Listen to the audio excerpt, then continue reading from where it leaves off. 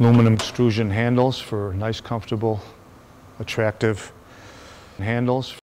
And locking device on each cabinet that we make that only allows the operator to open one drawer at a time.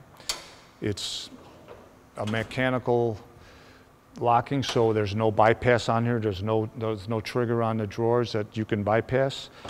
If you try to open more than one drawer, it's a mechanical stop. It does not allow you to. Three-sided lip around here to keep, in case you set tool on it, it won't fall out. These are all hemmed, strong. This is basically your mat that's standard with the cabinets.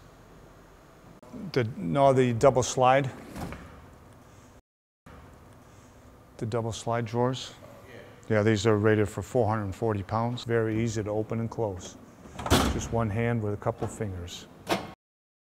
All these dividers are galvanized. They just slide right in and out of here. The increments on 1-inch centers.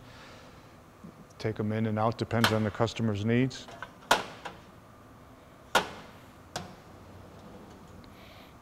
So there's 4 casters rated at 900 pounds. There's 2 locking casters and two rigid ones.